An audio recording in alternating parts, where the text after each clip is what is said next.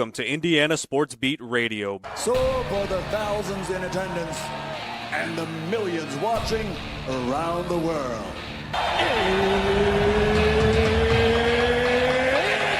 Time! 3 on the way. Oh! It went in! It went in! And Indiana wins the ball game! Know your role and shut your mouth, you jabroni! Float game for the win! Ayler's gone. Goodbye. Touchdown, Indy. Woo! IU America.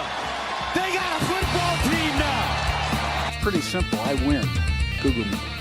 You know that I'm the cream of the crop. Oh, now, here's Jim Coyle.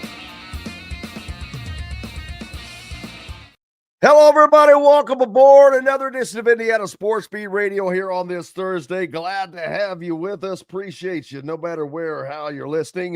Keep it locked where you got it on the radio station dial. And if you're following along on YouTube, well, make sure you do the things that we need you to do. Subscribe, hit the YouTube like button and all that good stuff. Appreciate you, no matter where or how you been doing. Hope it's been a good week. You're on the backside now as we've got one more day until the weekend hits, although it's kind of an open weekend of sorts. But IU basketball going to fill the void IU football leaving for Hoosier fans. But an open weekend on the football slate on the collegiate side for the Hoosiers, but not for the Colts, not for the Boilers, and the rest of the Big Ten. And Major League Baseball as playoffs.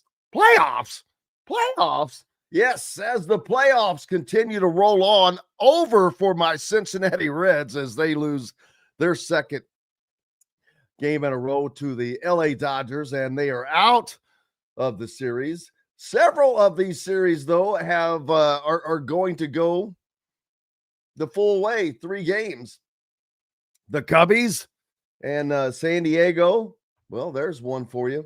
That one will proceed on, as will most of the others. Another one that's not, the Yankees. They're done. They're over, out, as the Red Sox take care of that high rolling Pabro, I believe, right? That series over 2-0, to my knowledge. Let's see. Coming up next. Well, last night, finishing up, Cleveland 6, Detroit 1. San Diego blanked Chicago yesterday 3-0. Actually, I'm sorry, I apologize. The Yankees ended up winning that game 4-3. So that game or that series will continue one more time for another game at least. The Dodgers, though, do close out the Reds 8-4. They scored 18 runs in those 2 games. The Reds scored 9. Hell, the Reds may have scored more runs than any other team in the playoffs. I think the Reds may have scored the second most runs in the playoffs, but they're going home. Today's lineups to finish these series out. Detroit is at Cleveland. You know, all these series, by the way, were taking place at the same place. All 3 games in one location. Detroit at Cleveland today, San Diego at Chicago this afternoon, and Boston at New York tonight at 8 o'clock on the ESPN. As the baseball playoffs continue, heading into the weekend, a nice little appetizer for the weekend sports offerings that we'll be playing. Of course, then you've got NFL football coming tonight as the Thursday night game between the San Francisco 49ers and the LA Rams.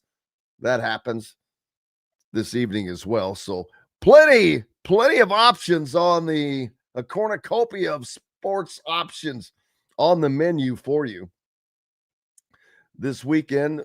The Colts are at home hosting the Raiders. The Colts are a 6.5-point favorite to win that game, to go 4-1 on the season. We'll talk to Matt Taylor today about that. Looking forward to Matthew joining us. The Cubbies are in. So hope everybody's getting happiness off of that for a little playoff action. You know, today, not to be morbid, but it was 70 years ago today that Hoosier native James Dean passed away. 70 years ago in a two-car accident out on a remote California highway. I think he was heading towards a race, but he was driving his Porsche with his mechanic who survived that. But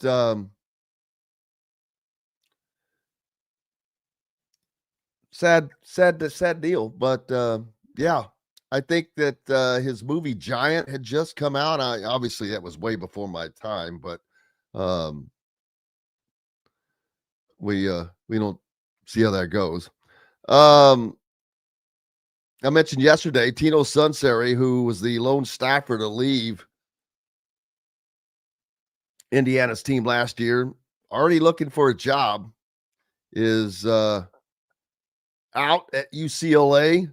That announcement coming yesterday, and the continuing fallout of their coaching situation there. And what's next for him? Who knows? We'll have to find out. But UCLA interim coach Tim Skipper spoke publicly yesterday for the first time since the announcement that had happened for Tino Sunseri. Of course, the new move came just a few weeks after UCLA fired head coach Deshaun Foster. Skipper did not reveal whether he was involved in the decision to let Sunseri go, only saying that it was mutually agreed upon between the school and the coach. Blah, blah, blah, blah, blah, blah. He did, however, offer up a few kind words about his time working with him. I want to thank Coach Sunseri for what he's done here. Skipper said he had great conversations with him. Had great conversations with him during my time, just talking ball. He's a coach's kid and just getting better by that way. So I just wanted to throw that out there. I appreciate everything he's done here, and him and the university mutually agreed to part ways. And that's what I have to say about that. That's what he said. Yeah, sad deal. But Sunseri was in his first season as the Bruins offensive coordinator and coached only 4 games, all losses, prior to arriving in Los Angeles. He was the co-offensive coordinator and quarterbacks coach at Indiana, of course, last season. He also worked as a graduate assistant under Nick Saban at Alabama for 2019 to 2020. So he's got that in common with his former boss. 36-year-old former Pittsburgh quarterback will now hope he can find a new school in 2026 following his departure. As the Bruins, they will turn to Jerry Neuheisel, the team's tight end coach, son of former coach Rick Neuheisel, who is now an analyst. So there you go. Mike Shenanigans said James Dean Day just actually happened in Fairmont. Big deal. I've been up there before. I've been to his gravesite, which is just a grave. Just a grave that's been there now for 70 years. But man, what a big star he became from little old Indiana. And that's back when stars, it kind of, when they were from places like Indiana and Nebraska and all that, it was kind of a big deal. Well, now it's where they're from is not really spoken about so much. So there's that. But a big weekend of sports coming up, regardless whether your particular team is playing or not. There's still lots going on. And NCAA football, of course, this weekend. Games tonight. Sam Houston at New Mexico State. Not a big deal, especially when you have an NFL game on. And I think that's partly why the college football schedulers have opted to go. There are 5 games on a Friday night versus 1 on a Thursday. Now, I think you can blame the NFL for that. College used to have, they had even played on Tuesday at some points.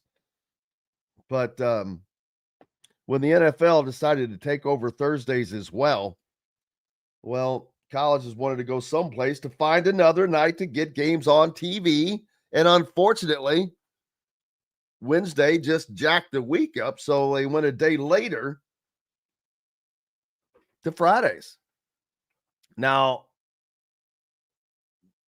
none of these Friday games,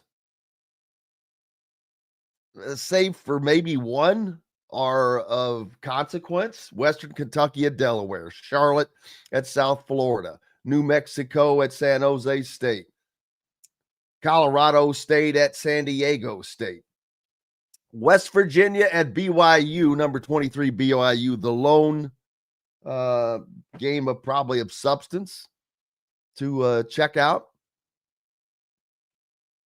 But that's okay. We rolling it into Saturday, baby.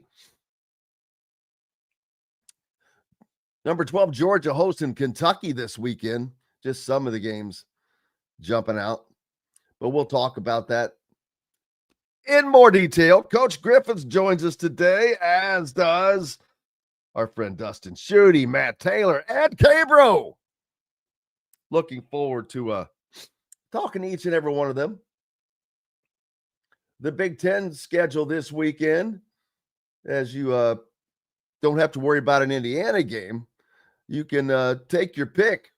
Wisconsin goes to Michigan. That should not be Michigan a 17.5 point favorite there.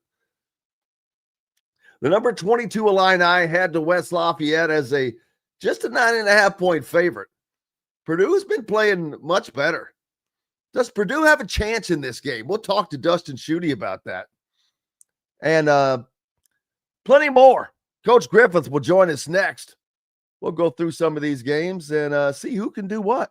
Appreciate you being with us on this Thursday. We're back with more Indiana Sports Beat Radio right after these messages. Andy Moore Honda is Bloomington's #1 Honda dealer for a reason. Buy a new Honda and get a 3-month break from car payments. That's right, no payments for 90 days. That includes the all-new, all-electric Honda Prologue, and you get it for just 0.9% financing. Or the 2024 Honda Ridgeline Black Edition or the Honda Accord LX, both for just 1.9% financing. Get more to your door from AndyMooreHonda.com, Bloomington's #1 Honda dealer and your best place for new and used vehicles. If you're looking for a new home in the Indianapolis area, you need Cheryl Sizemore from Brick and Ivy Realty. Cheryl Sizemore has over 2 decades of experience, and that could be the difference in getting the home you want in today's tough housing market. Reach out to Cheryl at CherylSizemooreSells@gmail.com or 317-701-0838. That's 317-701-0838. Let Cheryl Sizemore sell or find your new home today. Huddle up, football fans. Tailgate season is here, and nobody gets you ready for game day like Academy Sports and Outdoors. Swing by your local Academy store or shop online at academy.com to find everything you need, from grills to jerseys and more. Be a watch party legend with gear from top brands like Nike and Under Armour, all at unbeatable prices every day. With 8 Academy stores across Indiana, including our Bloomington location, fun can't lose, and neither can you. Gear up today at Academy Sports and Outdoors. Zach Browning here to tell you about an offer you simply can't pass up. If you're looking for the best coverage of Indiana football and basketball, which includes recruiting, weekly chats, podcasts, as well as access to the best national team out there, then look no further than thehoosier.com. The best part, it's just $1 for the first week. Oh, and did I mention that you get a full year of access to The Athletic when you sign up? You can't beat the coverage, and you can't beat the deal. So head over to thehoosier.com today and sign up for just $1. It'll be the best decision you ever made. Welcome back, Indiana Sports Beat Radio on this Thursday. Coach Shannon Griffith joins us now. How are you, sir? I'm doing great. Great day today. It's always a great day when you're not pushing daisies, I guess, and that's a good thing.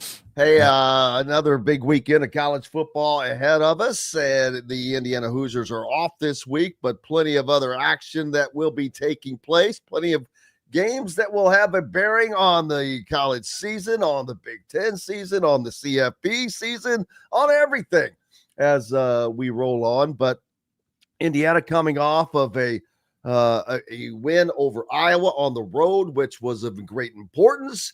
It was not as pretty as we would like, as fans would like to have seen it, but the one thing that did remain solid was Indiana's defense, and that has been the one constant over the last two seasons for these Hoosiers, as Brian Haynes' squad is doing it again, and a big reason why Indiana was able to have not as great a performance offensively last week on the road, yet still come out of that game with a win.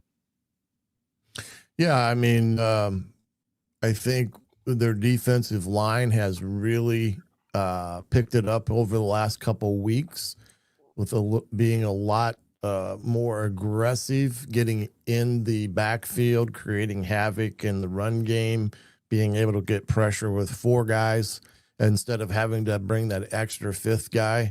So from that standpoint, I think that's been the biggest scene thus far of this year is the defensive line, the output, and they roll about 7 deep on that defensive line. So they've got fresh troops at times in the rotation there that keeps them fresh and everything. Now, I think the biggest question, and I'm not saying it's because of anything other than he's so good of a player that he's more recognizable in the sense of the opposing team's scouting report as Kamara.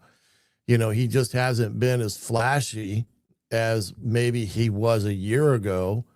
I think a lot of that has to do because of the respect that he has as a defensive lineman, and the teams are making sure he is accounted for and devoting more attention to him, which has enabled other defensive linemen like Lando and Tucker to, pick it up that part of the game that maybe Kamara was such a big part of a year ago on the defense. Absolutely. And the defense, like I said, has been a stellar reason for Indiana maintaining its position going forward, and will be. Last week, they had an injury with D'Angelo Pons not out there. They were able to withstand that and get by, and hopefully now he'll have the 2 full weeks heading into the Oregon game to heal and recalibrate as the Hoosiers will head out west for that big time game, a game that Indiana doesn't have to win, but I still, not to make the college football playoffs, but to host a CFP game, they're going to have to win one of those 2 games. And it starts with this one. And to me, the tougher of the 2 tasks, even though they'll be playing in a stadium half the size as Penn State's, doesn't matter. It's still just as loud out there, but more importantly, more formidable for what I think they're going to see on the field, because the big difference between offenses in Penn State and Oregon. Oregon has a much more talented, a faster offense. Drew Alara came alive a little bit for Penn State in the second half, but overall, I just don't see that they are as quite as dynamic as Oregon. And it's going to be a definitely a formidable challenge for those Hoosiers heading out west. Yeah, and Dante Moore's a better quarterback than Drew Aller because he presents problems for defenses. Because he can, they do a good job of moving his launch points, drop back, gets the ball in and out of his hands pretty quick. He can move and throw on the run, and then they can mix here and there, even some quarterback runs with the kids. So his production's been the top point of their offense as of now. And the other thing is they got some wideouts on the outside that can go get it. So Indiana's defense will definitely be tested this, next week going up against Oregon, which is in every statistical category that Indiana is when it comes to top 5 this or top 5 that.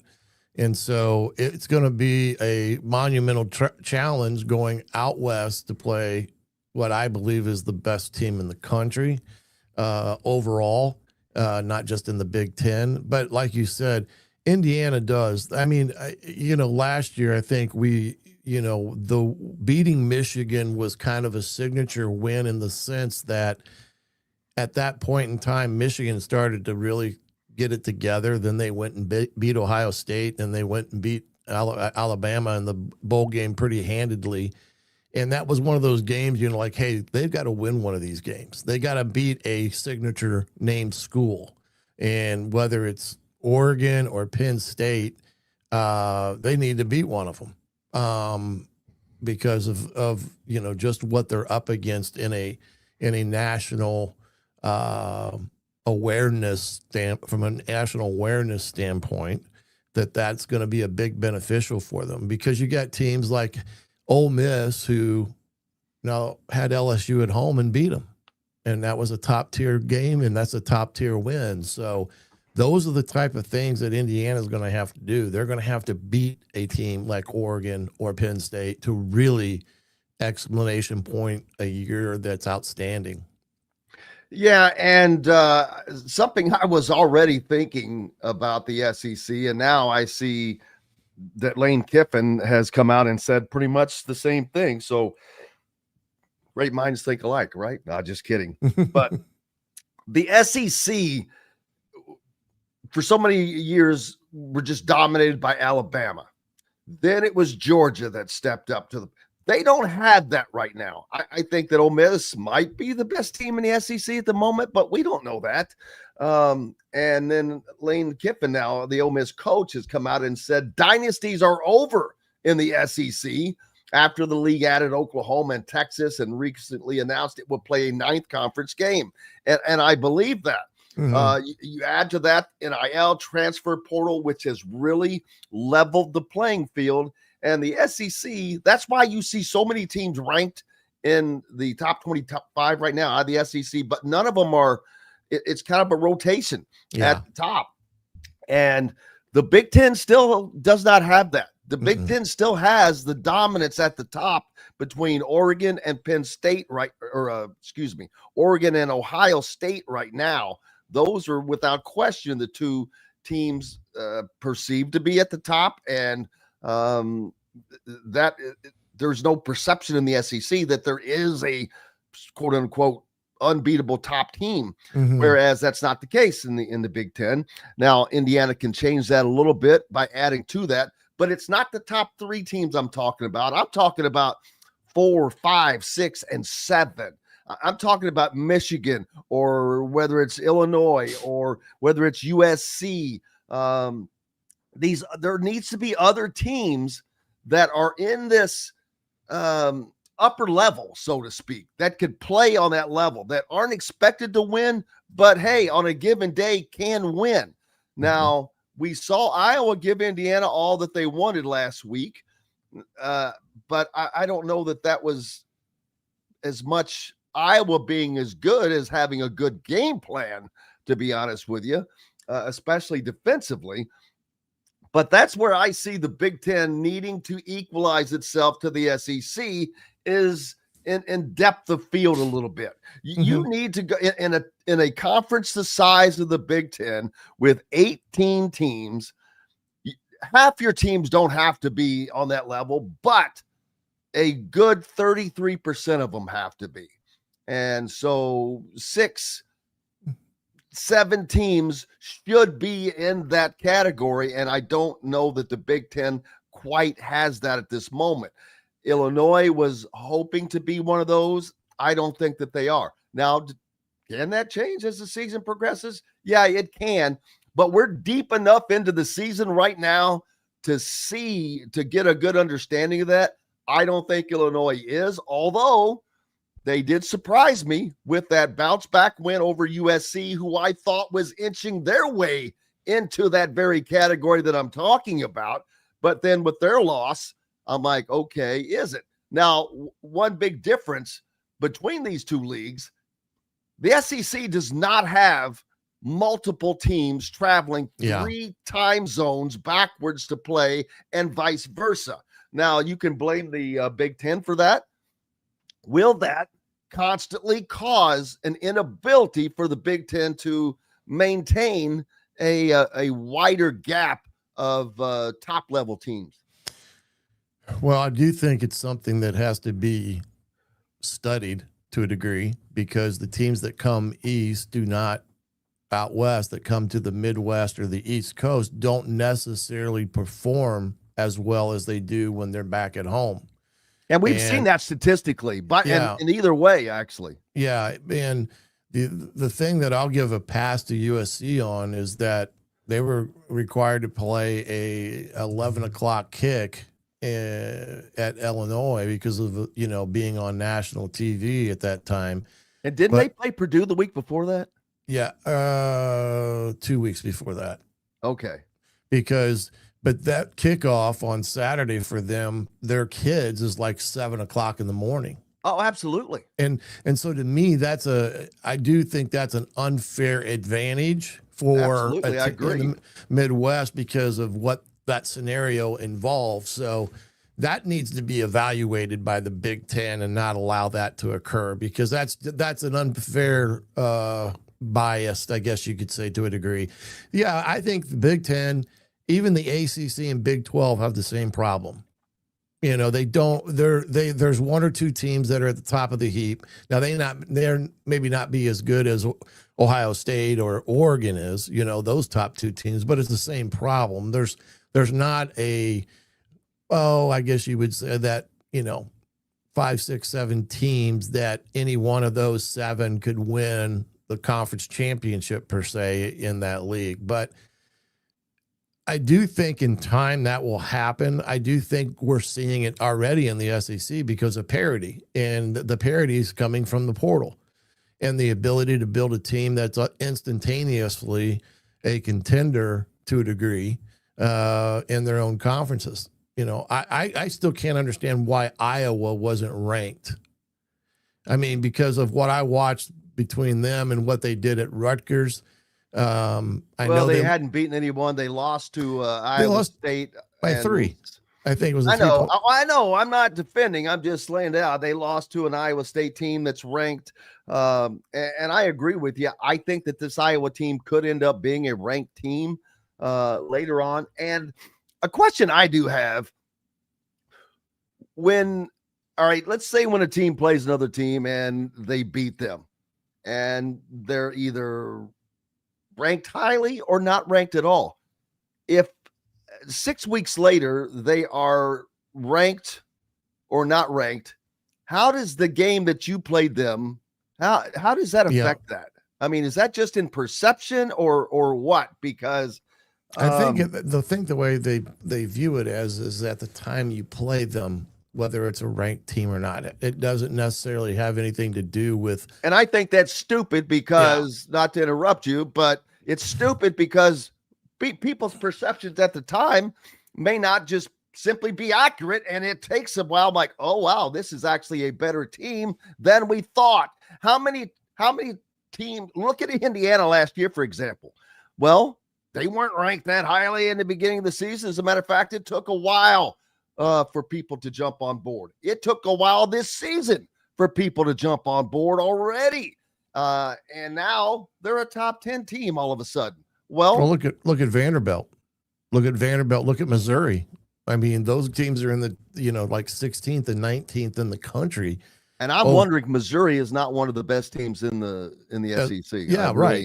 Right. And they fight the same problem to a degree that Indiana fights in the Big Ten. They're not recognized as I guess you would call it a top tier football team or program in that regard.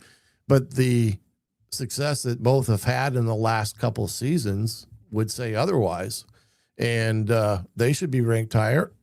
And Vanderbilt should be ranked higher for that matter, because they're undefeated. They went into South Carolina and destroyed them.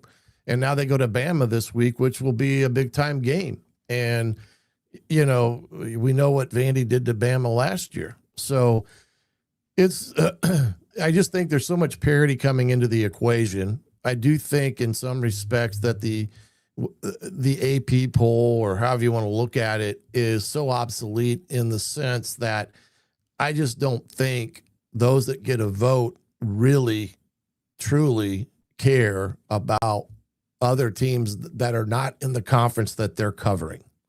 I just don't think there's an incentive there to go watch who they're supposed to be ranking that's outside of their conference and stuff. And I think it's a watered down whatever look at things, and they put things down that you look at it and say, what in the heck is this guy thinking? You know what I mean?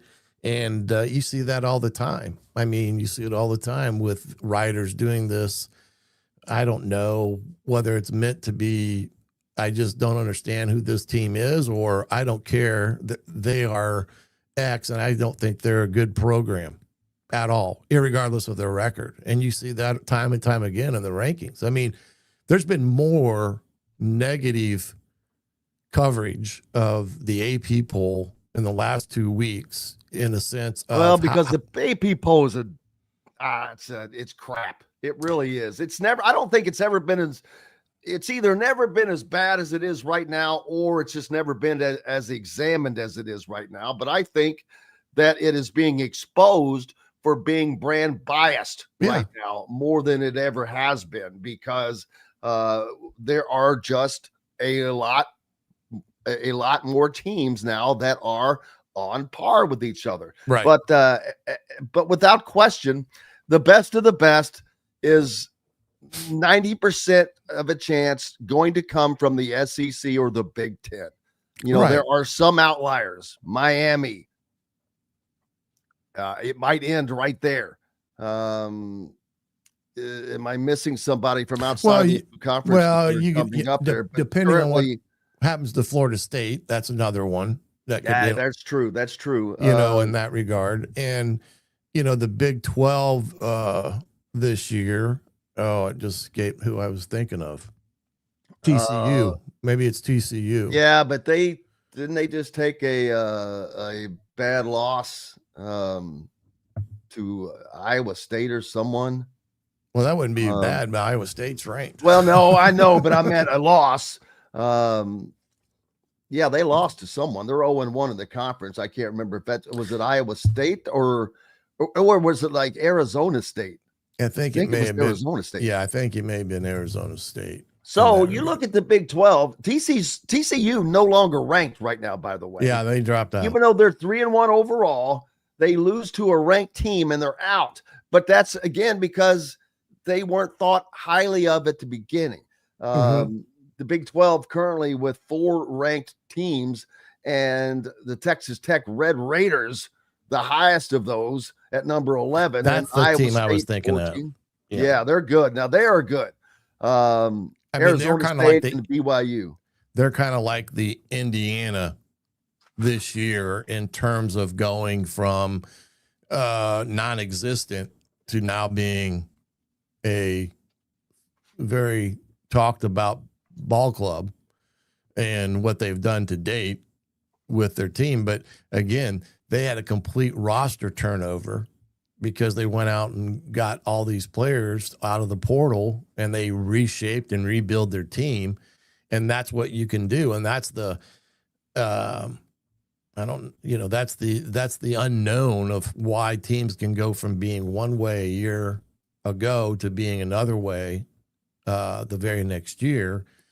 And that's because of the rev share and the portal deal and everything. Heck, Lane Kiffin's playing with a kid that played at Division II Ferris State right now as his quarterback, and he's lighting it up. I mean, how much portal money or NIL money did he have to spend on that kid? Probably not very much, and he's right now the talk of the SEC and how he's playing. But he did that at Ferris State up in Michigan for the last couple of years and led them to national championships. So there are so many good players out there, known and unknown, that teams can find a way and find, lightning in a bottle, so to speak, and, turn it around like Texas Tech or even Indiana has in that regard.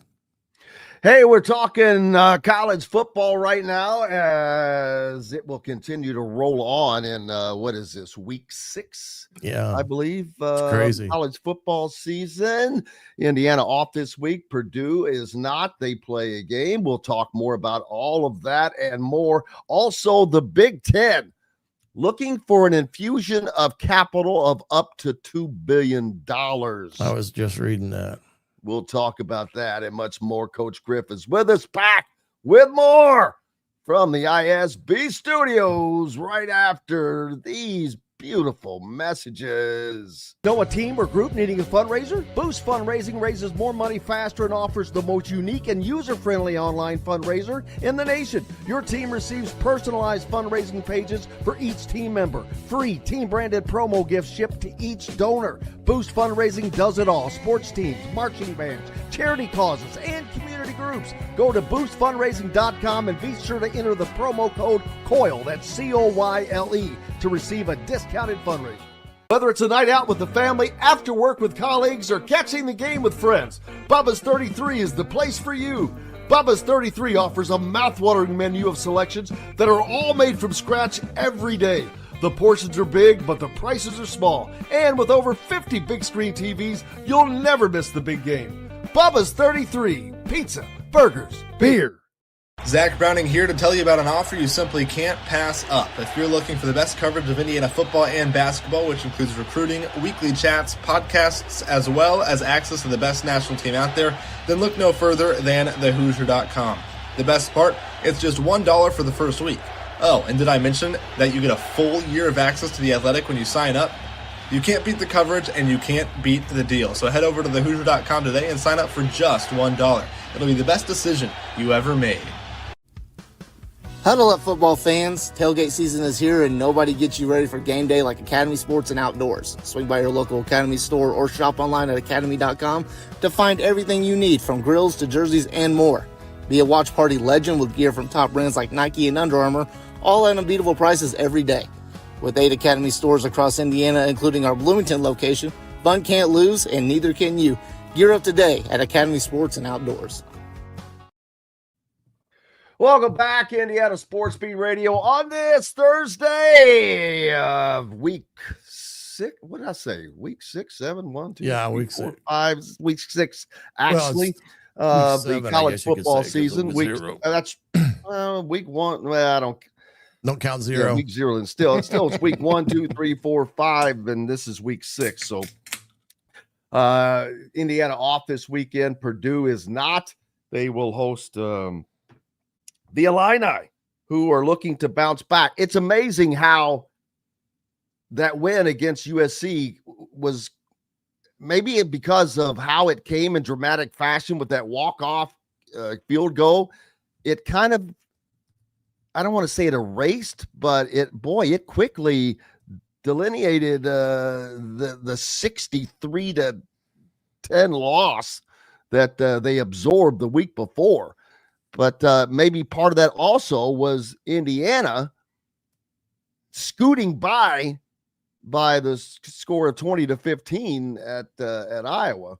So I don't know. It's all about perception, man. All about perception. But regardless, I think the win at Iowa and the perception of the whoever out there, that was a really good win for Indiana. I would say. Well, it was, but it also exposed the offense, I think, a little bit, because just like they Michigan were did. Almost, I don't want to say inept is not the right word, but they were neutralized for a good portion of the game by a good and decent defense, but not a great one. So it brings to mind questions. Well, we've got plenty of time to talk about that as the Hoosiers are off this weekend. But the Big Ten is in discussions about a private capital deal that would infuse at least $2 billion into the league and its schools, sources told ESPN yesterday. The discussions include a 10-year extension of the league's grant of rights until 2046, sources told ESPN, which would ensure long-term stability in the Big Ten. Now, when you start selling off stuff for that length of time, I think that you either go in one of two directions. You're either ahead of the curve, or you potentially put yourself in a position like the ACC is currently in, where they are gravely undervalued at,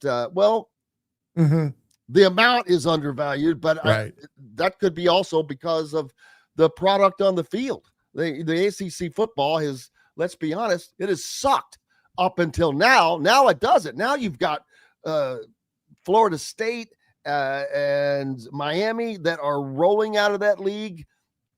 I think Louisville is still undefeated. I do too. But the last few years it's been terrible. But they've had issues with Clemson wanting to sue for more money, and boy, they're not looking great for deserving more money right now. But anyway, the discussions include a 10-year extension of the league's grant of rights, like I said.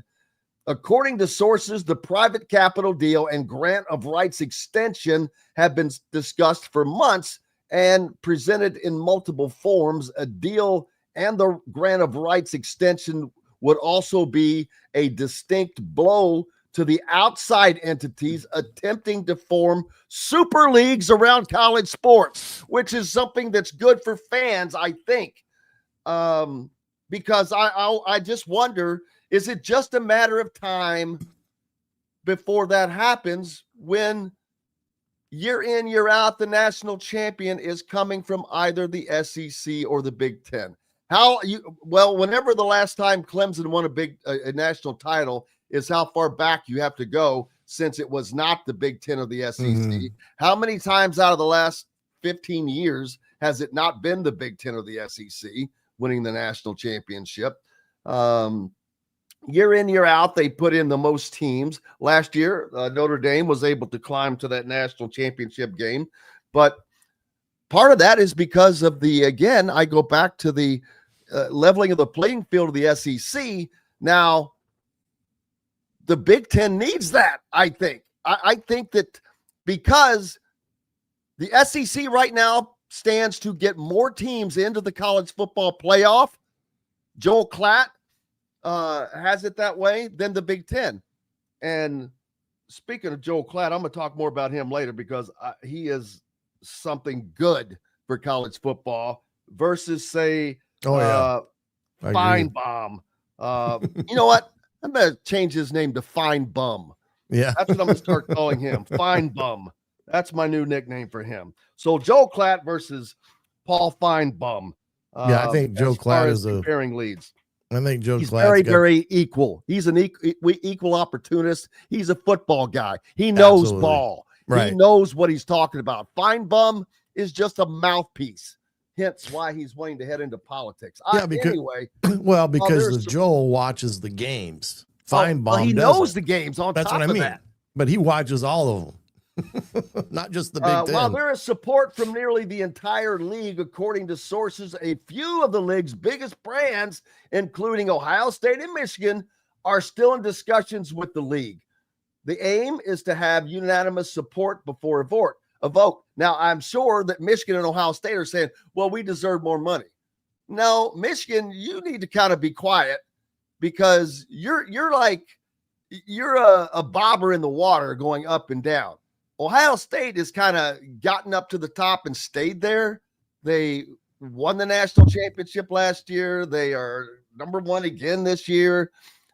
Michigan, you have cheated your ass off to get to where you were. So that's another reason why Michigan to shut up. You cheat. Gee whiz, you had a football coach suspended for 4 consecutive years.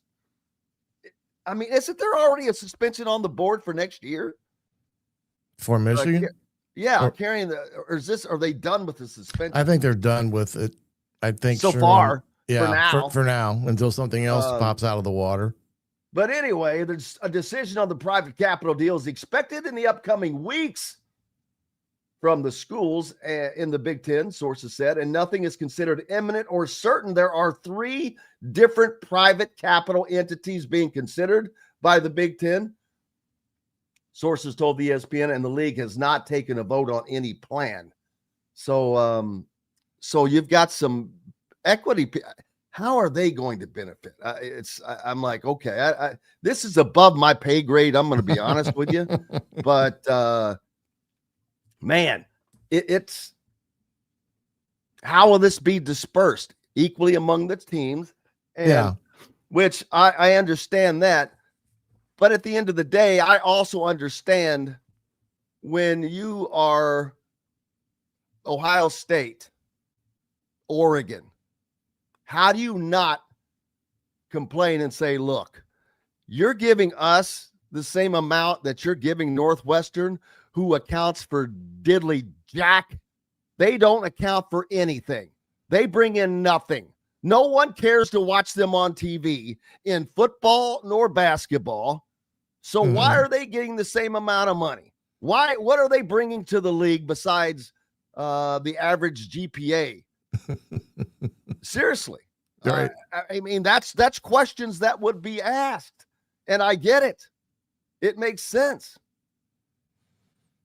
Yeah, the one other thing that I saw in there too was the ability for the Big Ten to basically put advertising on the jerseys of each Big Ten school with this type of deal. Now, my question is though, what does that preclude another Big Ten school saying, well, we're going to do this with so-and-so, so we want that on their jersey as well? Well, because it's a universal agreement across league wide. But goes to your argument of why Ohio State would say, look, I can get X more and me just doing it ourselves than us being a part of something that's not going to be distributed based upon one's notoriety and brand. Well, because what's good for one is not good for all, and that's where having a group comes in, and you get. Is it enough for you to really rock the boat that much? Not really, probably for them. But what you're asking is a legitimate question. That's what you were saying. Is it possible for Ohio State to do that? Possibly, but yeah, it's almost wasted on a program like Northwestern. I hate to pick on them, but hey, it is.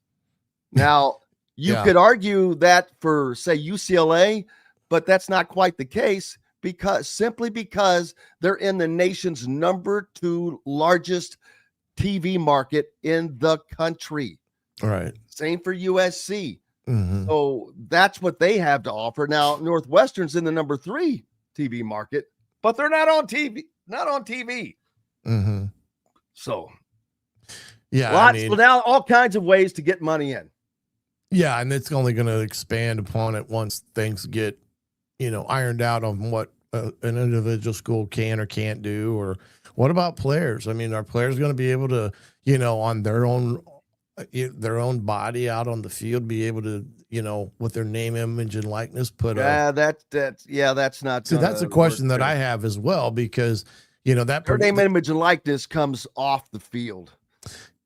Right. But I mean, if he's representing a brand per se, I don't know how this is all going to go, but it's interesting because I think this is kind of a model that probably Major League Baseball followed at some time, as well as the NFL, when it comes to this. And, how do you get capital into the organization? And this is where Tony Petitti's, I guess, vast knowledge of professional sports becomes vital in this in this arena of trying to infuse capital into each school, because, as you know, not every school is wealthy enough to support the number of sports that they've had now, based upon with the rev share and how that's all gone down. So what he's trying to do is find a way to help the institutions out, influx of money coming in to help support the athletic departments out there that, are trying to offer broad-based athletic programs, revenue and non-revenue, and not have to cut sports. I mean, that's kind of how I see this venture being in that regard. Plus, Well, I think it's another way of them trying to keep them from breaking off like Kentucky did and forming their own LLC. And well, that's going to continue to happen within the athletic departments, which is fine. But the private capital company chosen would get money back through the new entity through annual distribution in proportion to its financial stake. The Big Ten will essentially have 20 equity shares comprising the 18 schools, the league, and this investor. So basically they get the same piece as the schools get, I guess. Sources told ESPN that this setup eliminates the need to give an outside investor a specific portion of control over decisions on board sets, something that college presidents have generally been uncomfortable with, as they should be. Right. This stuff has to stay. It's bad enough that some of these decisions are made with some of the people that are making them. But yeah, well, who knows? I mean, the only thing that would be bad about going outside is if it was in their interest instead of their interest. But they could probably bring some good business savvy to it along the way. But the conference is not selling a piece of the conference. A league source told ESPN traditional conference functions would remain 100% within the conference offer, scheduling, officiating, championships. The new entity being created would focus on business development, and it would include an outside investor with a smaller financial stake. So there you go. Right. There's that. So we've got that going for us, man. But big games coming up this weekend. Any of them your favorite? We've got 30 seconds. Man, I tell you, I haven't had a chance to really look at it to the point of thinking, that's a really good one. I do think I'm interested to see how Purdue does this weekend. Again, I think, they've, the Browning kid, the quarterback, has had right up to date, had a pretty darn good year. And I'm going to be interested to see how they do this weekend because they're a team right now that's kind of laying low in the bushes, but actually playing pretty well. They played pretty well against USC, even though they lost that game. But I think they've got the right coach at the right time there with who they brought in. And I just think they're going to get better as time goes on. Absolutely. Coach Griff, you can stick around with us for another segment if you like. We've got more coming up. Dustin Schutte will join us later. Matt Taylor from the Colts as well. Dustin's up next as well. Looking forward to it. We'll talk Purdue when we return to the ISB studios after these messages. If you're looking for a new home in the Indianapolis area, you need Cheryl Sizemore from Brick and Ivy Realty. Cheryl Sizemore has over 2 decades of experience, and that could be the difference in getting the home you want in today's tough housing market. Reach out to Cheryl at CherylSizemore@gmail.com or 317-701-0838. That's 317-701-0838. Let Cheryl Sizemore sell or find your new home today. When it comes to apparel and promotions, Freethink has you covered, literally, whether it's 24 or 200 shirts for sports leagues, businesses, or groups. Freethink Apparel and Promotions can also create your very own merchandising store. Freethink Apparel and Promotions did it for Indiana Sports Beat Radio, and they can do it for you. Whether it's screen printing, embroidery, digital printing, promotional products, vehicle wraps, or anything else under the promotional line. See what Freethink Apparel and Promotions can do for you at freethinkapparel.com. Huddle up, football fans. Tailgate season is here, and nobody gets you ready for game day like Academy Sports and Outdoors. Swing by your local Academy store or shop online at academy.com to find everything you need, from grills to jerseys and more. Be a watch party legend with gear from top brands like Nike and Under Armour, all at unbeatable prices every day. With 8 Academy stores across Indiana, including our Bloomington location, fun can't lose, and neither can you. Gear up today at Academy Sports and Outdoors. Whether it's a night out with the family, after work with colleagues, or catching the game with friends, Bubba's 33 is the place for you. Bubba's 33 offers a mouthwatering menu of selections that are all made from scratch every day.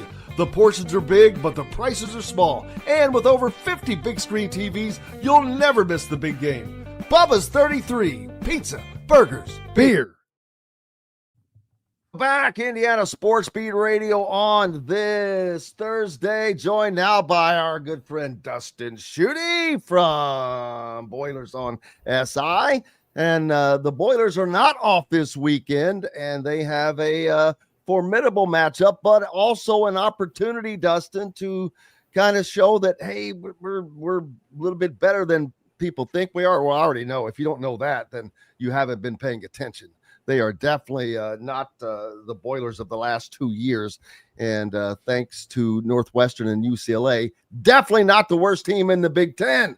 As they fought, man. I've said it all season, Dustin. I'm impressed with what Barry Odom has done. I mean, we're not talking Kurt Signetti-esque turnaround here, but still, Purdue was worse than Indiana was actually in Tom Allen's last year, if in my opinion. But wow, what a great turnaround for them.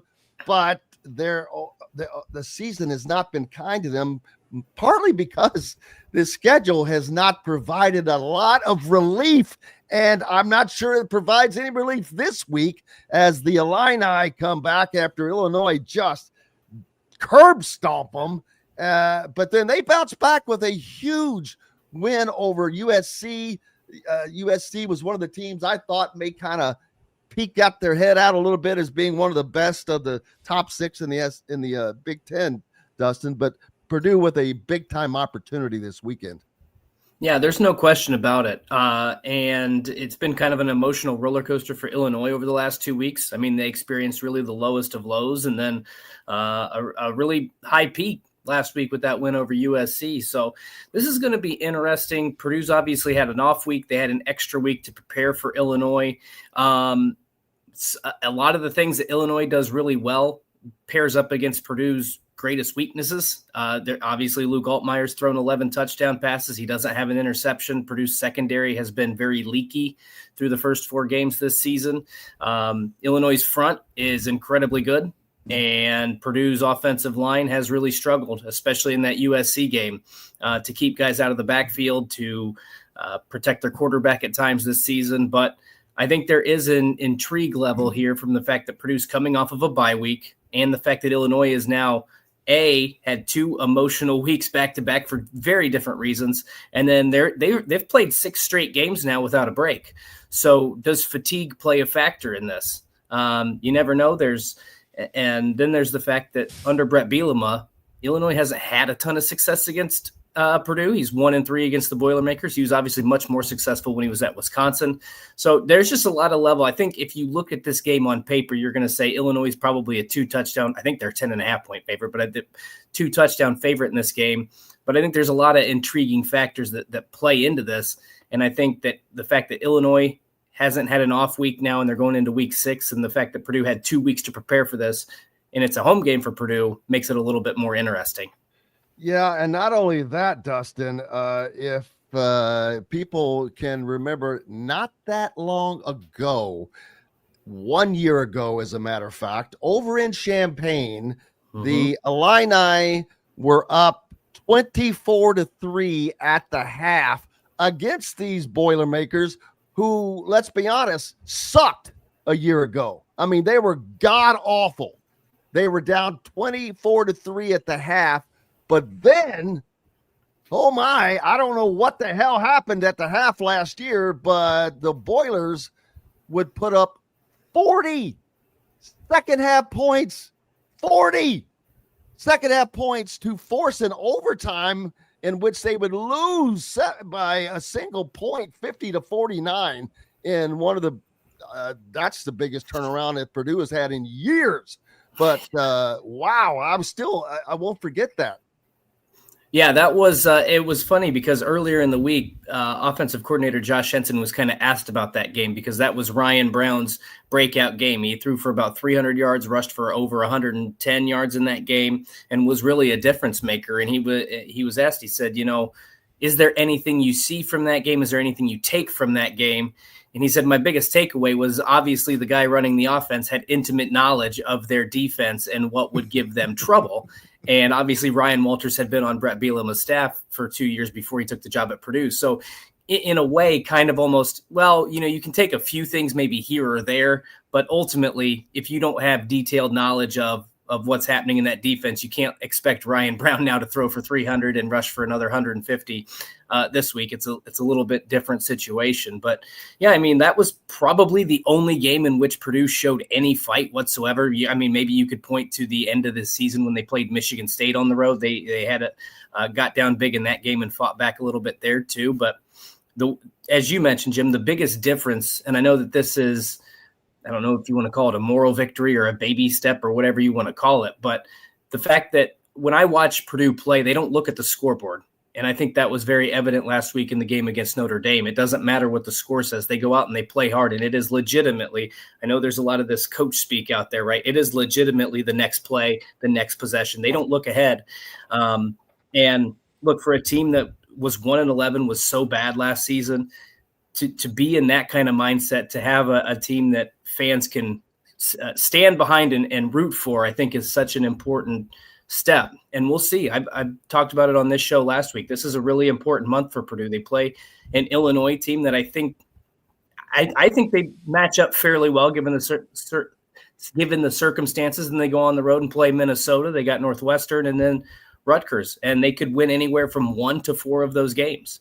So we'll really see what this team is made of, how much improvement they've made. I think their bye week worked out well for them. They had those first 4 games, and then they'll play obviously up until, I think the week before. I think their last bye week is the week before they play Indiana. So they've got a tough 7-game stretch here, but these 4 games here in October is really going to define Purdue's season, I think.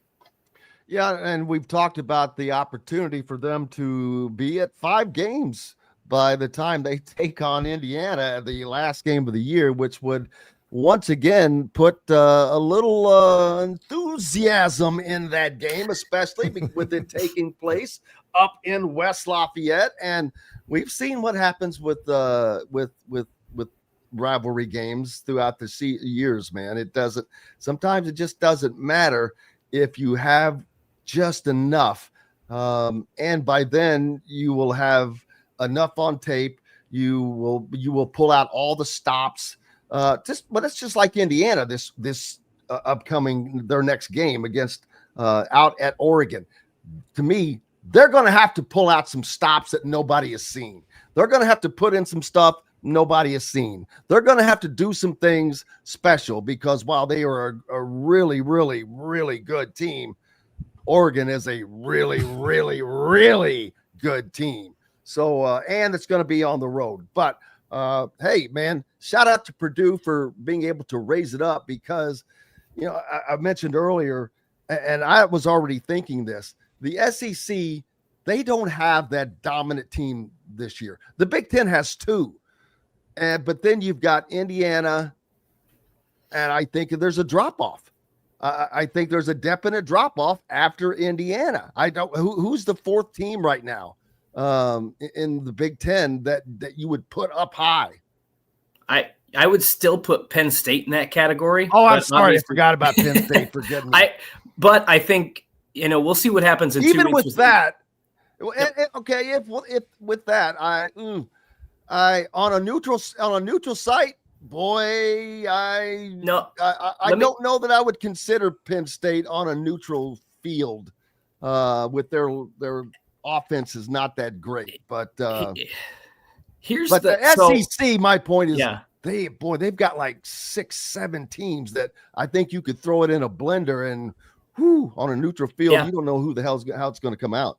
Yeah, I agree with that. I mean, Alabama, Georgia, Ole Miss, LSU. There's a lot of really good teams in there. I would say Alabama. Yep. I would say right now I'd put it Indiana ahead of Penn State. And on a neutral field, I would even put them above Penn State at Happy Valley. Now, here's the caveat, and this is going to sound crazy. I think they have a really good chance to win that game. I think Penn State, and if you stacked up talent, I think Penn State's the more talented team, but I think their coach gets in the way, and we've seen this now for 10 seasons. And look, anybody who says James Franklin should be fired, I think you're dumb. I don't know how else to say that. Like, he consistently wins 10 games. He just made it to the semifinal round last season. But my problem is that in those games, he tends to play conservative. And when they were able to let it rip in that fourth quarter against Oregon, they were able to march down and score 2 touchdowns. I just feel like he plays so ultra conservative. And if Indiana comes into that game with 1 loss and a single digit beside their name, does he tense up again? And so that's why I think if it wasn't for that James Franklin, that ugly statistic, like at this point, it's not just an anomaly, right? Like it's a real thing. And I don't know whether he's pulling the play card from his offensive coordinator. I don't know what is happening in these games, but that's why I would put Indiana at number 3 right now and put Penn State at 4. And we'll see. I mean, Ohio State had their hands full on the road against Washington. I legitimately think all 4 of those teams could beat one another right now. Yeah, and I'll say on a neutral field too. I don't know that we'll see if Indiana can go on the road and beat Oregon, but I think on a neutral field, all 4 of those teams are very evenly matched. Yeah, the old phrase, you are what you say, what your record says you are. Mm-hmm. And James Franklin, 4-21 lifetime against top 10 teams, 1-15 in top 5 matchups. So he'll get another opportunity more than likely when Indiana rolls in. Even if they lose to Oregon, they'll bounce out of the top 10, but they should be back in because they'll have 1, 2, 3 games to play heading back into there. So I would imagine that takes care of that. Also, the infusion of capital potentially coming to the Big Ten, $20 billion that will try to keep them on par with the Joneses. But more importantly to me, they've got to get this league spread out. You cannot have just Ohio State and Penn State and Oregon at the top. You have to have Indiana. You need a USC because of tradition, because of TV money or TV audience out there in Los Angeles.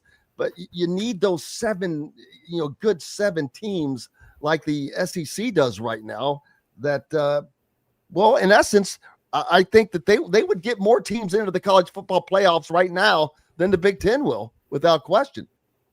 Because of the talent at the top, you think? Because the SEC has it's a little more spread out, and there's going to be we just named a bunch of them. Ole Miss probably gets in. Alabama gets in. Texas A&M gets in. People still think Texas gets in, and I don't understand that. Texas hasn't done a damn thing, hasn't beaten anybody. I don't understand why they're still thought so highly. But regardless of why, they are because of what's on their jersey. How hard is it going to be to keep Notre Dame out? They already have 2 losses already, and people are still talking about how does Notre Dame stay in? And I'm like going, how the hell are they in? Right. Now, I think to your point, I'll see if I can phrase this properly. It's still early, and I haven't had my first full cup of coffee yet. I think you're correct in that the SEC will get more teams, but I think the SEC benefits from those preseason rankings more than anything else. And this is why I wish they would scrap those, because it's when you have those teams that are perceived to be good all offseason, that's all anybody's talking about. Oh, can Ole Miss, is Ole Miss a top 10 team? Is LSU a top 10 team? Alabama's near the top, Georgia, blah, blah, blah. And nobody was talking like that about Indiana. Imagine if Indiana entered the season as the number 8 or 9 team, right? Which they probably should have. And then all of a sudden, it's the Big Ten is automatically going to get 4 teams. So I think a lot of it is the preseason rankings. And look, I don't know. Maybe the SEC does have 5 or 6 teams that are better than anybody in the Big Ten. I don't know. Well, I'm not saying better than anybody. I'm just saying that they have 5 or 6 teams worthy of being in the CFP. No, I know what you mean. But I'm just saying, like, the SEC could be, they could have the 2 or 3 best teams. But we don't know yet. It's still only 4 or 5 games in. This is why I love that the playoff doesn't rank teams until the 8th week, but you can't tell me that those preseason rankings don't play a major factor. I mean, that's the primary reason why Indiana was last year, I think, on the cusp of not getting in, because simply everybody thought they were going to stink. And so they had such a high ladder to climb. And you can talk about the schedule, but if that was Mississippi State, that went through that, they're in no problem. Like, it's just a matter of the league's perception, the specific team's perception, and that's why I think you're probably correct. The SEC is probably going to get more teams because we had to listen to Greg Sankey clamor and bang on pots and pans all off season about the strength of schedule. And well, I will say this. I think they listen. I mentioned earlier, I didn't really talk about it, but Joe Klatt works for Fox. Okay, Fox is Big Ten related there, but much different than Paul Feinbaum. That's my new nickname. I like it. I like Paul Feinbaum. Feinbaum is nothing but an SEC mouthpiece. Actually, he's nothing but a mouthpiece, period. But Joe Klatt yesterday was, in essence, saying what I'm saying right now, laying out how many, and there were, I think he had more. He didn't have Indiana in right now. He did not have. Yeah, that's crazy to me. I don't think he had them in. Or if he did, they were in the, the bottom 4 or whatever. But regardless, he is not brand biased. He's not Big Ten biased, rather. He will go, it's whatever he thinks. Now, he still thinks that Texas is going to be a part of this. I don't, but I haven't looked at their full schedule yet because I think that they have been overranked from the beginning. I am interested to see what comes of the first college football playoff poll as to what Texas, the perception of them is, because this has been all about Arch Manning. Yeah. Oh, for sure. And they haven't done jack. Yeah. Let's see. Let's go over.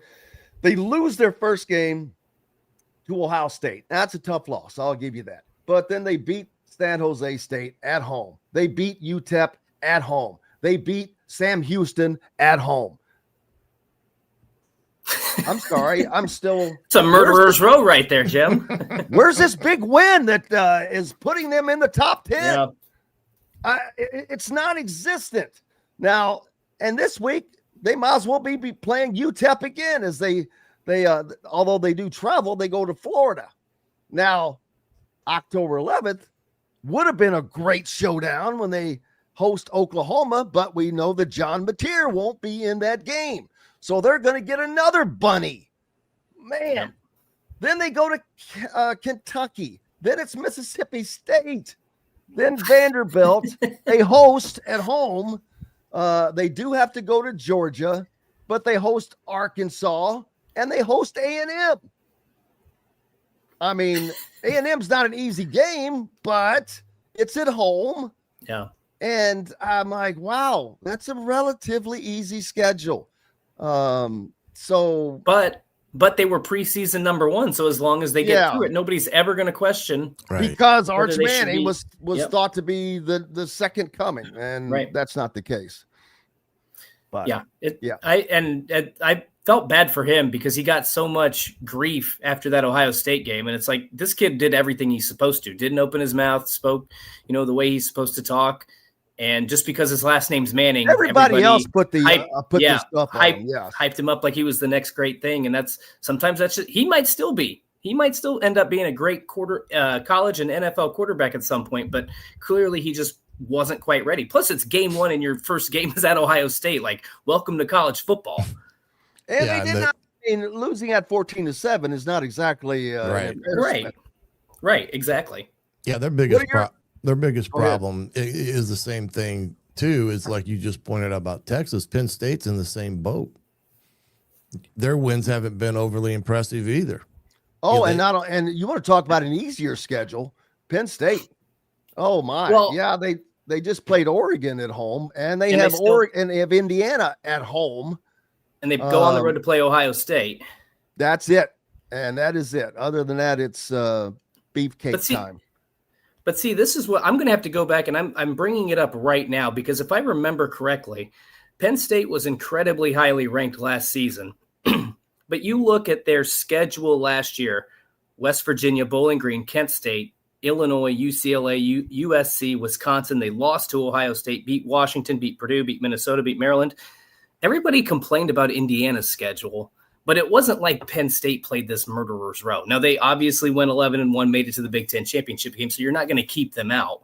But Penn State didn't really – they had a win over on the road against USC, a team that finished 6-6. Like Illinois finished with 10 wins, so I mean, I guess you can credit that, but that was a home game. It's going to be similar to their schedule last year is very similar, I guess, to Indiana's this year. It's just, where do we draw the line about the schedule, and how about we just look at, if you 11-1, let's not overthink this and just give that team a chance because they earned it on the field. Well, I think that the Notre Dame is a perfect example of why they try so desperately to shoehorn the Irish in each year, because of brand, because of value of TV audience. And we're not going to lie. I'm not going to lie. If it's down to Notre Dame and Arizona State, nobody gives a crap about Arizona State. I mean, I'm sorry. I don't mean that negatively toward them. That's just the fact. What are your thoughts of the Boilers and the Brett Bielemas, the fighting Brett Bielemas? Yeah, this is going to be an interesting game. I think I've said, the past couple weeks that I thought Purdue would play closer than the spread. I think a lot of things are going to have to go right. I legitimately think they have a chance to beat Illinois, and there's a lot, just because there's a lot of different factors here. Barry Odom knows Brett Bielema very well. They played against each other in the SEC. He's actually 2-0 against him by my count. As a head coach, beat him twice when Brett was at Arkansas. I mentioned that Bielema's had some trouble against Purdue. Purdue's offense, I think, is really good. I think it just gets overshadowed by the fact that its defense hasn't played particularly well. They can't have those pivotal turnovers like they had in the USC game. But I think that this is going to be a 31-27 type of game. And I don't know if I want to say the team with the ball last is going to win, but I think this is going to be a really intriguing game in West Lafayette. And this is, as you said, Jim, to start, this is a chance and an opportunity for Purdue to kind of close the book on 2024 and a 1-11 season and say this is a completely different team. So I'm expecting a really fun, exciting matchup. It's a rivalry game.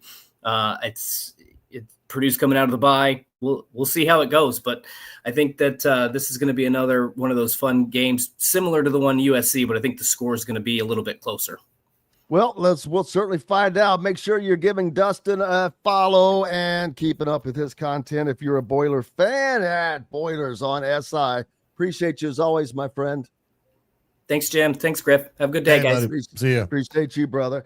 Up next, our good friend Matt Taylor. Matthew, the Colts host the Raiders next. We'll talk about that next with you on our way back right after these messages from Indiana Sports Beat Radio. The ISC Sports Network is your home for sports content across the Hoosier State. Find us live on TV and streaming or archived on our website and our app. The ISC is your one-stop shop for the content you want to see, including high school sports, college sports, and other great events throughout the year. Subscribe to our streaming service and get access to it all. ISC. Local lives here. Know a team or group needing a fundraiser? Boost Fundraising raises more money faster and offers the most unique and user-friendly online fundraiser in the nation. Your team receives personalized fundraising pages for each team member. Free team-branded promo gifts shipped to each donor. Boost Fundraising does it all. Sports teams, marching bands, charity causes, and community groups. Go to boostfundraising.com and be sure to enter the promo code COYLE, that's C-O-Y-L-E, to receive a discounted fundraiser. If you're looking for a new home in the Indianapolis area, you need Cheryl Sizemore from Brick and Ivy Realty. Cheryl Sizemore has over 2 decades of experience, and that could be the difference in getting the home you want in today's tough housing market. Reach out to Cheryl at CherylSizemore@gmail.com or 317-701-0838. That's 317-701-0838. Let Cheryl Sizemore sell or find your new home today. When it comes to apparel and promotions, Freethink has you covered, literally, whether it's 24 or 200 shirts for sports leagues, businesses, or groups. Freethink Apparel and Promotions can also create your very own merchandising store. Freethink Apparel and Promotions did it for Indiana Sports Beat Radio, and they can do it for you. Whether it's screen printing, embroidery, digital printing, promotional products, vehicle wraps, or anything else under the promotional line. See what Freethink Apparel and Promotions can do for you at freethinkapparel.com. Welcome back, Indiana Sports Beat Radio on this Thursday, and that means a visit from our good friend Matt Taylor, the voice of the Indianapolis Colts, as this weekend they host the Raiders. The black and silver come to town as the Colts looking to go 4-1, Matt. A tough game last week. You go out west. You know, we talked about the travel and not to say that's what cost the game, but it was a close game. The Colts were right there. It just did not go their way. But after 4 games, I think everybody is pretty satisfied with where they are at the moment. Yeah, I think that's the big conclusion after last week's game is that, you know, you played terribly in the sense that you beat yourself. And I think if you have to classify that game, it's more of a Colts loss than an LA win. All due respect to the Rams, right? I think they're a pretty good team, but that's the point is, you know, you come away from that game feeling really good about this Colts team. I think you feel just as good, maybe if not better, after 4 games compared to how you felt about the team when they were 3-0 through the first 3. You know, they had turnovers for the first time this season. They had 11 penalties. They had really bad, egregious errors. You know, you had the drop fumble at the goal line. You had a hold on the outside that negates another touchdown. I mean, so many things you can point to. I mean, you had protection problems, penalties inside the red zone, so many things you can point to as to why the Colts did a lot of self-infliction and harm to themselves in that game. And they still only lost by 7, right? And you had goofy 10 men on the field there at the end of the game, giving up the long touchdown. Certainly there's a lot to clean up, but you feel really good about the team as it relates to the talent they have. If they can just sort of clean up all of those little things that added up to big things, they're going to be okay. You know, they got outside of themselves in relation to how they played the first 3 games of the season in terms of clean football and obviously taking care of the football, but still you played about as terribly as you could on your own. And you still only lost the game by 7 on the road, a really tough place to play against a really good Rams team who I still think is one of the classier franchises of the NFC. And you went toe-to-toe with them while shooting yourself in the toe, if you will, you know, metaphorically speaking. So that's my big conclusion is that it's not really a feel-good loss, but you come away with it feeling undeterred about, you know, what this season can be with all of the goals that they set for themselves at the beginning of the season, obviously still very much obtainable. Yeah, I see what you did there. You need toe. You need a toe. I can get you a toe. I can get you a toe by 3:30 with nail polish. Well, that's a great Big Lebowski reference by you. Oh, buddy, you set it up. You put the ball right on the tee for me there, but I love that. You need a toe? I'll get you a toe. That's just how many great lines were in that movie. I get you a toe. I can get you a toe by 3:30 with nail polish. Yes. Oh, baby. But yeah, the Colts. That's you're not going undefeated in the NFL, and if you travel 3 time zones and you lose to a team that a good team by a score, yeah, no one's going to complain about that, especially when you're already 3-0 and rolling. And let's see, where are the Rams right now? They're 3-1 as well. So It's not like this, you know, they didn't lose to the Raiders, which I say that gingerly because, or I should have said the Titans, who were 0-4, but every time you see in the NFL, when you see one of these matchups, the Raiders are coming in 1-3. The Colts are 3-1. Well, that's an easy pick, right? Nope, not so fast, my friend. Those are the ones that to me are always the scary picks, man. Yeah, for sure. I mean, that's the nature of the beast in the NFL. I mean, there's so much parity. There's not a whole lot of separation on these rosters. All of these games come down to the fourth quarter, the final 4 minutes. Seemingly every game is decided by a 1 score. I mean, look at the Raiders. Perfect example, right? They've lost 3 in a row, but 2 of their 3 losses have been by 1 score. And one of their losses last week was by literally 1 point, right? They lost 25-24 and had a game-winning field goal attempt blocked on the last play of the game. And, if they execute better there, you were talking about a 2-2 team that, got a really nice win against Chicago. So, you take nobody for granted. You take nobody lightly. I mean, there are no homecoming games in the NFL, right? There are no warm-ups. There's no FCS get-right games at this level, man. So it's going to be imperative the Colts have the right mindset, and I think that they do. I think it's natural human nature to sort of dread the beginning of a new work week in the NFL. Wednesday's the kind of the line of demarcation when you turn the chapter and get ready for the next upcoming opponent. It's the big install day. It's just a lot of work. It's a lot of grind. You're going through a full padded practice again. I think in this case for the Colts, after a game like last week, they are embracing the grind and chomping at to be back on the game field, or in this case, the practice field this week, knowing they left so many opportunities and plays on that game field last week in Los Angeles. Yeah, we mentioned the Raiders. They've lost their 3 games by an average of 1 score of a touchdown, more or less. And so that's that's a thin margin for error there by them. So nothing is considered a gimme, and they're going to have to continue playing as well as they have been playing. They're playing at home, so that should be good. Man, if the Colts get to 4-1 on the season, that just has to, which they probably already are, but people just have to be giddy, which I know you can't be that way because it's a long season, but if you could be, people would have to just be giddy inside the Colts headquarters after, what they went through last year and with this start and where they are right now. Well, I mean, right. I mean, you're off to a fantastic start. And I think that's, again, why you're so disappointed in last week's game. It was so winnable. It was so right there for the taking.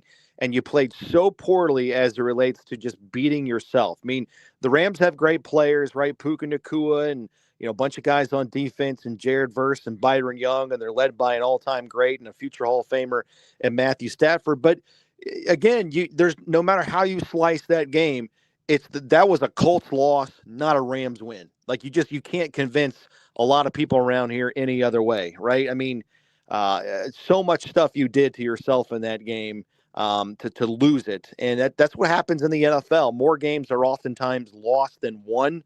The team that makes the fewest mistakes oftentimes wins. And, the Colts had turnovers and a bunch of costly penalties. But that's the biggest thing I take from that game is this is a really good football team. It is. And if they just play a cleaner brand of football on the road, they're going to be in much better shape. And that was going to be a statement game. I still feel like to a degree they did make a statement because of how in the game and how much they should have won the game despite all of their own mistakes and their own, big time gaffes.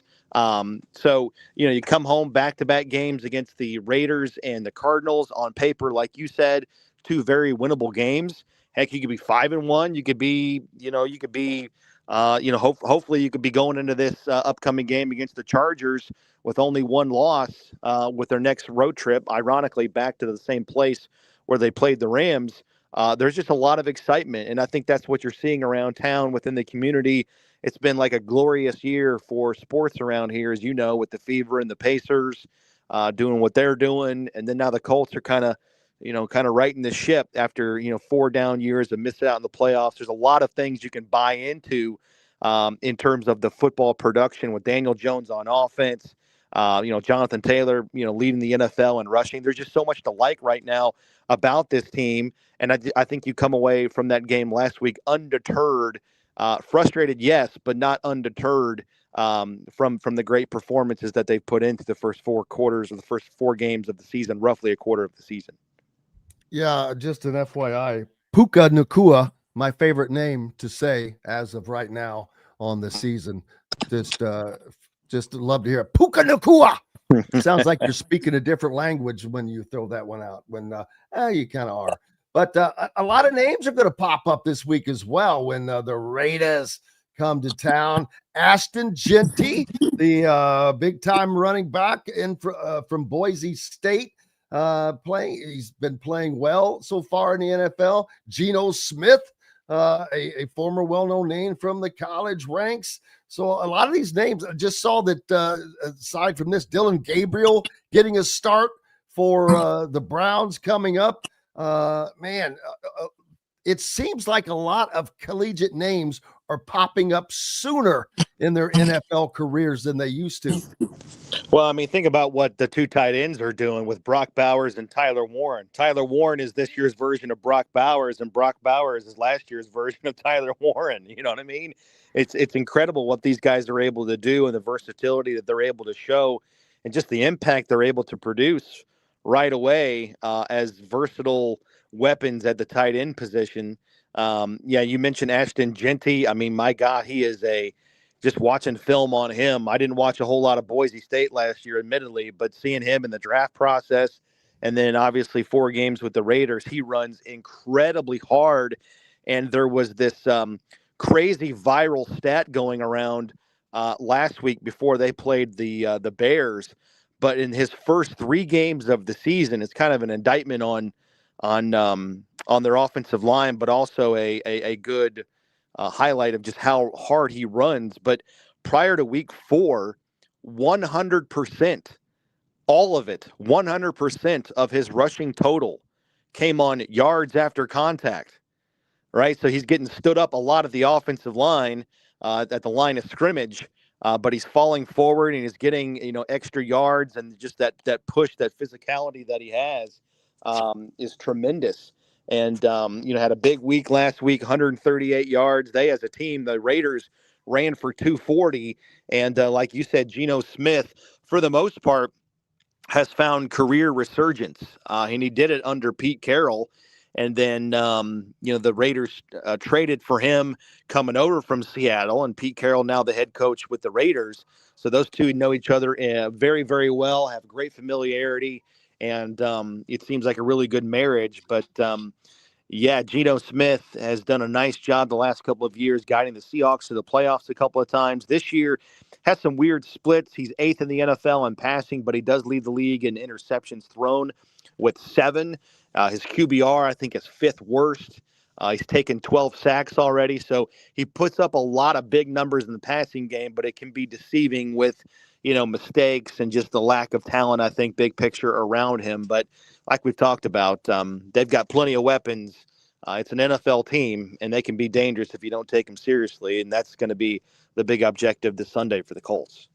Yeah, I remember I didn't watch Ashton Genty much at all last year until the end. But when I did see him, I was like, oh, my God, he's like a how they take the riding mowers and turn them into racers. Yeah, he's like a little riding tractor on crack. I mean, he just pounds and pounds and pounds. I mean, he's just a beast in there, man. But I think the Colts bounce back and get to 4-1 this week, man. And it'll all happen if you're listening to Matt Taylor. That's the best way to do this, man. Just do like people do on IU games. Put the TV on, turn the sound down, turn up Matt.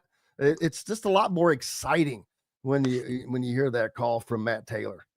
Well, I appreciate you, brother. I do. It's going to be fun. It'll be back. I'm excited to be back at home.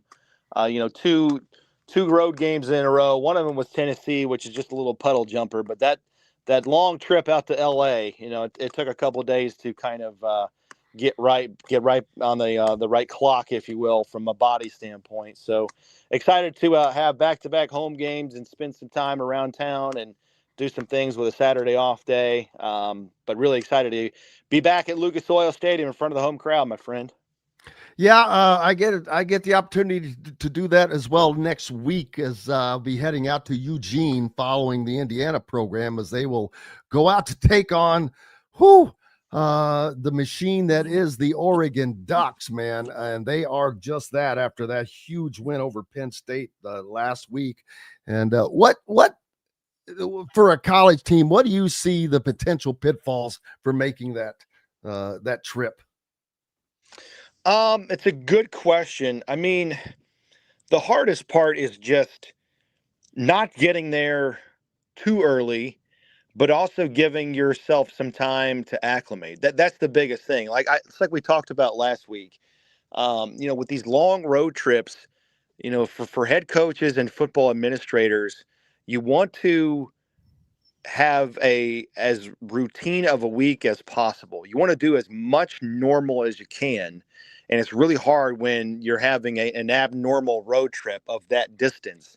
But, that's the tricky thing is you want to get there. The Colts left at, I want to say 1:30 p.m. on Saturday, which meant they got to town in Los Angeles. I forget what time we rolled in, maybe, I don't know, 2:00 Pacific time. I have to do the math in my head. But, we were there we probably got there a little bit earlier than normal, but not terribly earlier than normal. And it's all just an effort to kind of, reset your body clock, make sure you're going to bed at a decent time as it relates to, when you're normally tired, but also in the time zone that you're in, if that makes sense. That's just the biggest thing is just negotiating that travel while also balancing, how you're supposed to feel at game time with the natural body clock and stuff. So, some teams do it different. Some teams for a long road trip like that, they'll leave Friday, but then you got guys that are displaced and they're off their routine, and so I think there's pros and cons to both approaches. But I think that's what Indiana's going to have to balance going out to Oregon is just, when do we get there? How much downtime do we want these guys to have? How much are we going to throw them off their normal routine? And how much time will they have to get right with the adjustment with a 3-hour time difference? We'll certainly find out, brother. Appreciate you as always. Likewise, man. Have a good weekend coming up. You as well. Good broadcast to you, brother. Thank you. Up next, our buddy K-Bro. Kevin ready to go, baby. He is sitting in the wings. I see you, buddy. Sorry about your Mets, but if it's any consolation to you, you know what happened to the Reds. Yeah, I watched the end of that game last night, Jim, and they tried to make a comeback a little bit, but against that Dodger bullpen, but not quite enough. But yeah, it's better than my alternative, me throwing things at the TV on Sunday as the Mets got shut out in a must-win game, and the Brewers did their part by beating the Reds that day, and all the Mets had to do was freaking beat the Marlins, and they couldn't do it. So it's the sadness factory continues, and then I had to watch the Jets lose on Monday Night Football too. So it's, well, hopefully we can talk some football on the backside and things and brighten you up. We'll be back with more with K-Bro on the other side. Andy Moore Honda is Bloomington's #1 Honda dealer for a reason. Buy a new Honda and get a 3-month break from car payments. That's right, no payments for 90 days. That includes the all-new, all-electric Honda Prologue, and you get it for just 0.9% financing. Or the 2024 Honda Ridgeline Black Edition or the Honda Accord LX, both for just 1.9% financing. Get more to your door from AndyMooreHonda.com, Bloomington's #1 Honda dealer and your best place for new and used vehicles. If you're looking for a new home in the Indianapolis area, you need Cheryl Sizemore from Brick and Ivy Realty. Cheryl Sizemore has over 2 decades of experience, and that could be the difference in getting the home you want in today's tough housing market. Reach out to Cheryl at CherylSizemore@gmail.com or 317-701-0838. That's 317-701-0838. Let Cheryl Sizemore sell or find your new home today.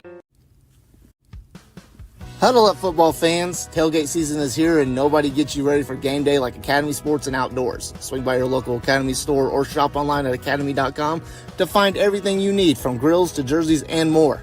Be a watch party legend with gear from top brands like Nike and Under Armour, all at unbeatable prices every day. With 8 Academy stores across Indiana, including our Bloomington location, fun can't lose, and neither can you. Gear up today at Academy Sports and Outdoors. Zach Browning here to tell you about an offer you simply can't pass up. If you're looking for the best coverage of Indiana football and basketball, which includes recruiting, weekly chats, podcasts, as well as access to the best national team out there, then look no further than thehoosier.com. The best part, it's just $1 for the first week. Oh, and did I mention that you get a full year of access to The Athletic when you sign up? You can't beat the coverage, and you can't beat the deal. So head over to thehoosier.com today and sign up for just $1. It'll be the best decision you ever made. Welcome back, Indiana Sports Beat Radio on this Thursday. Big game weeks coming up for many, many teams. Kevin Brockway from the Gainesville Sun, who covers the Gators on the beat, but the SEC throughout. And, I just gave a nickname today, Paul Feinbum. Am I creating that, or has anybody else ever said that? Well, he's running for office, right? Or has anyone ever said that nickname, or did I just come up with that? You can't, that people have, they've referred to Paul as. Come on, I've met Paul. I like Paul. I know, but he's just such a mouthpiece. I was comparing him to Joe Klatt because Joe Klatt works for Fox, but yet he is not brand biased towards the Big Ten. He calls it as he sees it because he's a football guy. He actually knows the game. He's not a mouthpiece. He doesn't have to say outlandish things to get attention. And I think that's the difference between him and Feinbum. So I think, I won't have him to kick around very long. I think all those networks are a little partisan to an extent, although I haven't followed Klatt. Sure. Klatt's kind of a Big 12 guy, though, right? Didn't he go to Colorado or something? Or yeah, but what am I saying? But regardless, he's not brand biased. He had more SEC teams in his CFP poll this week than anybody, and so he does it down the middle. I mean, I can honestly say that. It's crazy. I mentioned this on a show earlier. By the transitive property, right? Virginia beats Florida State. Florida State beats Alabama. Alabama beats Georgia. Does that make Virginia better than Georgia? It's crazy. It is crazy. That's kind of the topsy-turvy world that we're in right now in college football. I think there's a lot more parity, and I think again, this is another non-conference schedule. The SEC is not being exposed. Is being exposed as not being as dominant in years past. I mean, it's still one of the top teams in the league, but for Alabama to lose at Florida State and then they go to Georgia and they beat Georgia. I mean, what does that say about Georgia? Yeah, but the thing I've said earlier about the SEC is they're deeper than, say, the Big Ten. The Big Ten is stronger at the top, but they don't go as deep. And that is, to me, where the Big Ten has to catch up. They've got to get, whether it's Illinois, whether it's USC, whether, whomever, you've got to have more teams that are capable of beating a team at your top. I look forward to the day, which I think is coming soon, maybe, to where the 7th place Big Ten team can beat the number 1 team. Because right now in the SEC today, that is what we have, I believe. I don't think that, say, Ole Miss goes unbeaten in the SEC this year. Well, to me, the eye test, the biggest difference between the two conferences is the speed, because I've covered both. And you come down here and it's just a much faster league, I think. And, and the SEC has big, fast guys. I think the Big Ten has big guys, but the SEC, the difference in the SEC. Now, look, there are some speed teams. Oregon, I will bring up Oregon. There are some speed Ohio teams State. In the Big Ten, Ohio State, Oregon, Indiana. Michigan gets some speed. Sometimes Indiana does. I would say that, but I mean, Iowa's a plotting team. Illinois is a plotting team.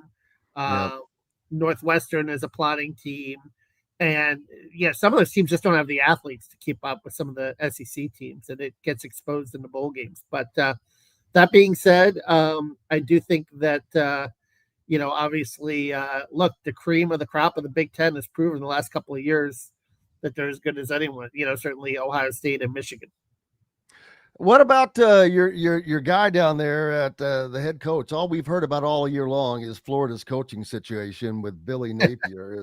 Is he going to hang in there? Is he going to not? I mean, that would seem to just wreak havoc, though, with the program all season long. If that's the text of the conversation. Well, what's interesting is I think we're starting to see a little frustration, even a little apathy, right? This Florida-Texas game at the Swamp was supposed to be this huge big ticket. and everyone was saying, $400 and $500 a ticket on secondary markets. I mean, it's down to 150. It's down to 90, and it got, it's a 3:30 Now, game. is that because of Florida or Texas? Because Texas is not exactly, what have they done? I mean, well, it's mainly because of Florida, although the Texas, the Arch Manning hype too, I wrote about that earlier in the week. Like, look at the QBRs of these two guys. They were, pumped up in the, this is going to be this big marquee matchup. DJ Lagway's QBR right now is 92 out of 135 teams. Arch is 71, right? You've got a bunch of quarterbacks in the country that are playing much better than these guys. Your guy in Indiana, Fernando Mendoza, being an example. Jesse Aguiar, look at what he's done at Tennessee. So a lot of these unlikely QBs that have done a good job, and yet here we have, two quarterbacks that are still trying to find their way. And Arch is a junior. He hasn't had much playing experience, and DJ's a sophomore. He had a good freshman year.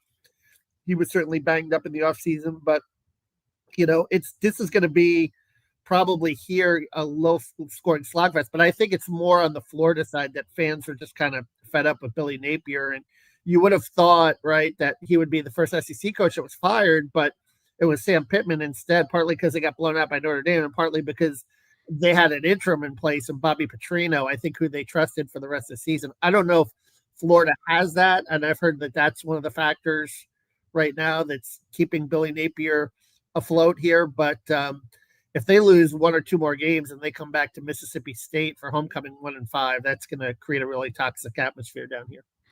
Yeah, we've seen college basketball is getting closer and closer to expansion of the NCAA tournament, which the expansion, I keep calling it the expansion that nobody wants. Yeah, I've never seen something being pushed so hard that nobody wants. But it seems like it is going to be coming. The NCAA is currently considering that expansion of the tournament with to a proposal to add 76 teams starting in the 26-27 season. That expansion would include a 12-game open round played at 2 sites, significantly reshaping March Madness. However, the NCAA has decided not to expand the men's or women's